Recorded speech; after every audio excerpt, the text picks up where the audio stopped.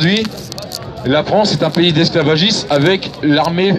C'est l'armée au monde qui tue le plus dans le monde. L'armée française tue plus que l'armée israélienne, tue plus que l'armée américaine. Donc comment tu peux nous dire que après tu prends la parole, il faut vraiment. Non, mais il faut qu'il réponde, Non, ok. Non, mais c'est important. Il est venu en disant que c'est en train de changer et qu'il sent que c'est en train de changer. Par contre, s'il réfléchit bien, il faut qu'il se rende compte que la France-Afrique, ça n'a jamais été aussi pire que ce qui est en train de se faire. Bah, comment dire, c'est marrant parce qu'en fait, moi j'ai l'impression d'être l'afro-optimiste, tu vois. Donc, je pense que quelque part, en fait, je pense, si tu veux, par rapport à ce que tu viens de dire, que les dés sont plus dans les mains de la France et que les dés sont vraiment dans les mains de l'Afrique. Et donc, du coup, quelque part, notre vieux pouvoir s'étiole et tant mieux, quoi. Et tout ce que tu dis est vrai. Je finis là, et comment dire, tout ce que tu dis est vrai, mais dans une perspective historique, je pense que c'est amené au déclin, tu vois, et que l'âge d'or pour moi de la France-Afrique est derrière nous, et tant mieux. Et comment dire, tuons-la, quoi. Okay.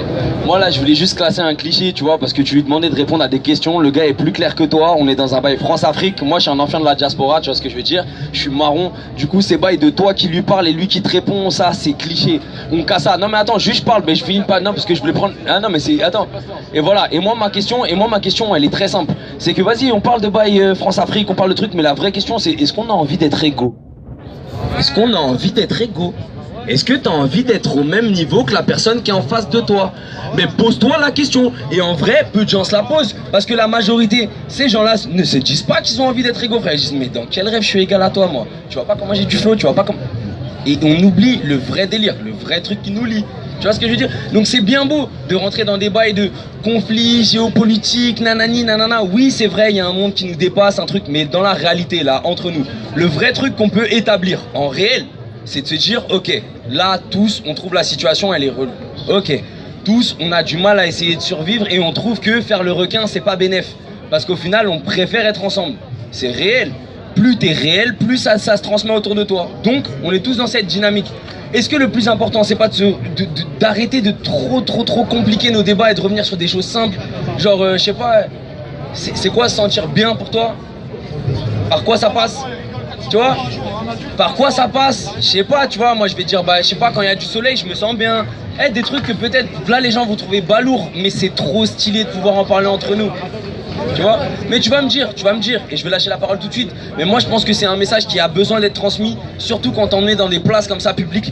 N'oubliez pas que la première valeur sûre, c'est la force qu'on a en nous, genre notre vouloir vivre, il est trop stylé. On a tous envie d'être dans des bonnes conditions. Et si on se regarde un peu tous dans les yeux et qu'on fait un petit effort sur tous nos petits défauts, nos trucs qui nous poussent à penser que notre petit confort vaut mieux qu'une bonne entente, tous ces trucs-là, là, où on nous dit ça c'est des trucs de bisounours, regardez-les en face et voyez que ça déchire. C'est trop bien. C'est intéressant, mais cette accusation est vraiment malhonnête, parce que ça fait 1h30 que le débat a commencé, et pour ceux qui étaient là, nous n'avons toujours pas parlé d'Afrique.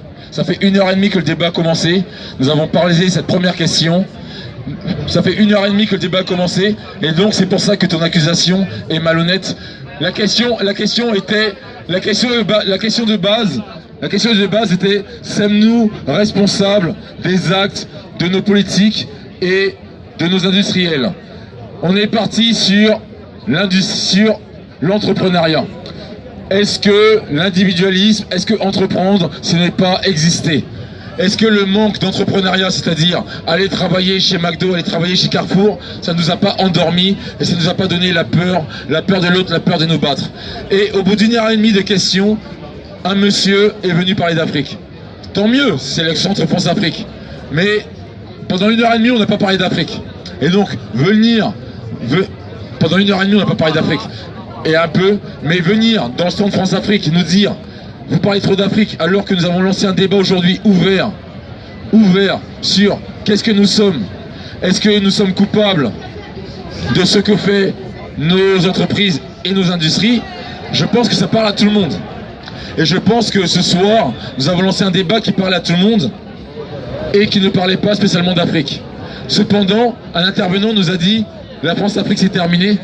Et c'est pour ça que je lui ai laissé le micro, pour qu'il en vienne à lui-même, pour lui dire « Monsieur, ne le fais pas à l'envers, c'est en train d'exploser, encore plus qu'avant. »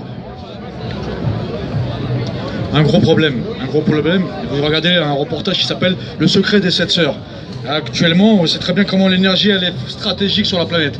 On est d'accord, vous regardez le secret des 7 sœurs, on arrive au Nigeria, 2 millions de morts. On est arrivé sur un autre pays, là tous les problèmes du Moyen-Orient, vous les voyez, c'est l'énergie. Alors qu'on sait très bien comment le faire propre. Alors qu'on continue avec des Areva et que du Tomnik. Maintenant voilà, quelqu'un qui veut faire du bien, il va le faire, il n'en parlera jamais, il ne parlera aucun crédit, parce qu'il il fait du bien au quotidien, il n'en parlera jamais. Il l'a fait, il l'oublie, il l'a fait pour lui, il l'a fait pour lui au quotidien, il parle du peuple, hein. On ne parle pas des arrivistes ou quoi que ce soit, voilà. On le fait pour nous, mais on n'en parle pas, parce qu'à notre échelle, on arrive à faire du bien autour de nous. Et c'est ce que vous essayez de faire ici ce soir, je crois. Et on va prendre en priorité les gens qui n'ont pas encore parlé. Attends. Ouais, on va prendre en priorité quelqu'un qui n'a pas encore parlé et après on prend quelqu'un. Monsieur. Et je le dis encore, le débat est ouvert.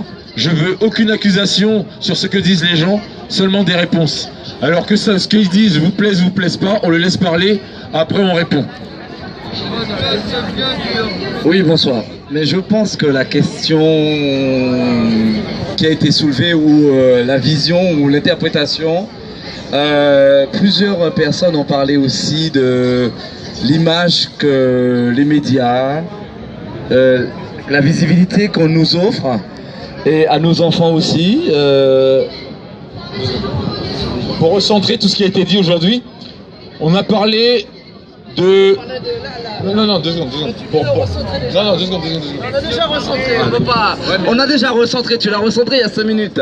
Ce que je disais, que voilà, plusieurs personnes, il y a un jeune qui a parlé tout à l'heure de la nécessité d'éduquer nos enfants. Les éduquer, c'est aussi les mettre en garde contre les images qu'on nous offre à la télé. Ça, c'est important. Donc l'image de l'Afrique, elle est très importante. L'image qu'on nous offre de l'Afrique est importante parce qu'on